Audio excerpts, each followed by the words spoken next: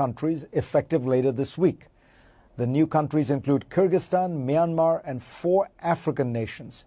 One of those is the continent's largest economy and its most populous country, Nigeria. Officials justify the ban on the basis of national security concerns. As the Washington Post reported, they say that each country has gaps in its security protocols surrounding travel that expose the United States to terror threats. But that argument doesn't really make sense. As the Cato Institute found, no one born in Nigeria, Myanmar, Tanzania, or Eritrea, 4 of the countries, have been responsible for a single terror-related death on American soil between 1975 and 2017. And if the administration were really worried about lax security, it would ban all visas from these countries. But it's only targeting permanent immigrant visas, leaving temporary visas from those countries untouched, which suggests that something else is going on here.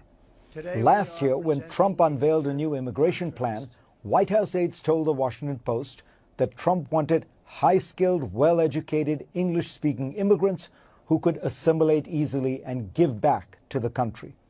That's an understandable wish list for any world leader. But if that's what Trump wants, he should know that Nigerian immigrants, who make up the largest group of sub-Saharan African immigrants in the United States as of 2017, check all those boxes. They are some of the most educated immigrants in America. According to the Migration Policy Institute, 59% of Nigerian immigrants aged 25 or older in the U.S. hold at least a bachelor's degree. That is nearly double the proportion for Americans born in the U.S. It is also more than the proportion for immigrants from South Korea, China, Britain, and Germany. And Nigerian immigrants tend to work high-skilled jobs. 54% of them are in largely white-collar positions in management, business, science, and the arts, compared to just 39% of people born in the U.S. That means, of course, they have significant spending power.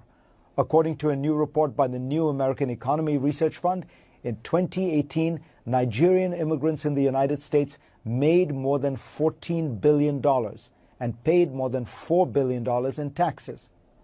And the Nigerian diaspora around the world sent back almost $24 billion in remittances in 2018, contributing to a Nigerian economy that is more dynamic than many people, including maybe Trump himself, realize.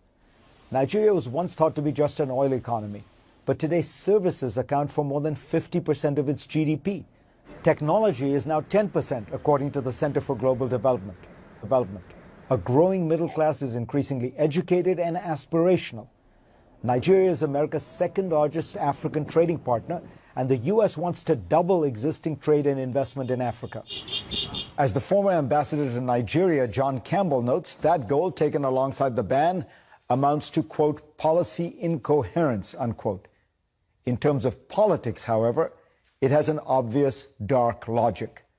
Trump has often made it plain he doesn't like immigrants from poor countries filled with brown and black people. As the New York Times reported in 2017, he complained to aides that Nigerian migrants would never go back to their huts. The next year, the Washington Post first reported that in a meeting with lawmakers, he said he wanted more immigrants from Norway and fewer from Haiti and African nations, or as he famously dubbed them, shithole countries. Throughout the 2016 campaign, Trump described Mexicans as criminals and Muslims as terrorists.